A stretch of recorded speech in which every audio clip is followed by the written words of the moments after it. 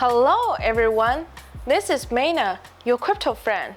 For this week's CryptoMeina and the Bitpush weekly Web3 news series, I will talk about BlockFi Bankruptcy, SBF Interview, CFTC Chairman calls for ban on exchanges having affiliated market makers or hedge funds. The FTX debacle continues to affect the entire crypto industry, with BlockFi becoming the latest in a long line of crypto firms to be affected.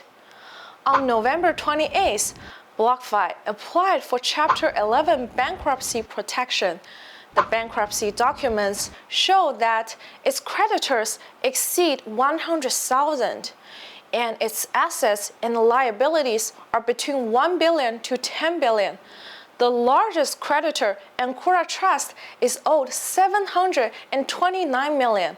The second largest creditor, FTX US, is owed 275 million, followed by the SEC with 30 million.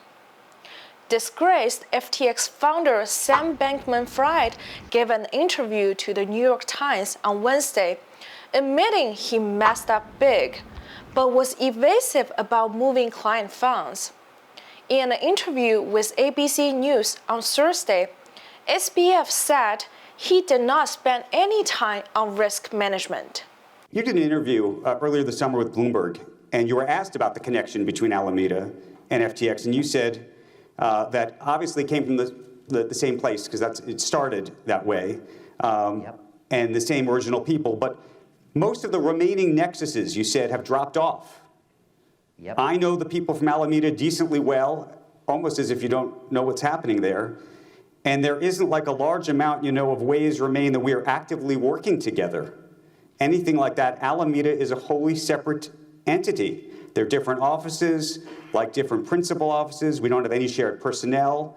We're also not the same company. We not all are under the same corporate umbrella or anything like that. And yet it seems like Alameda people were living in the same penthouse where you may very well be right now, all together. Most of Alameda was not there. I don't live there now, but not there now. I have not lived there for much of the time. But I did live with one or two members of Alameda for a little while. But it seems like when you read the stories, it sounds like a bunch of kids who were on Adderall having a sleepover party. I mean, look, I screwed up. Like,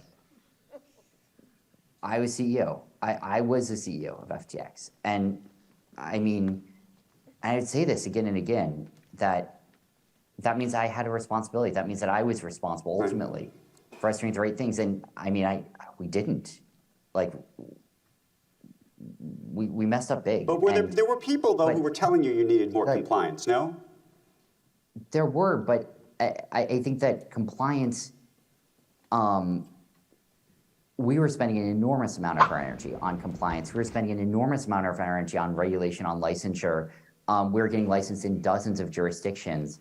Meanwhile, as lawmakers and regulators continue to focus on the fallout from FTX collapse, the U.S. Senate held its first hearing on the FTX debacle, with CFTC Chairman Rothstein Bannon called on Congress to give his agency more powers to regulate the crypto market, arguing that exchanges should be banned from having affiliated market makers or hedge funds.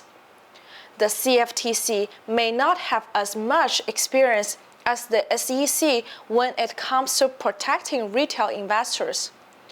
If the CFTC wants to expand crypto regulatory powers, write legislation and wait for Congress to pass it, the process could take years.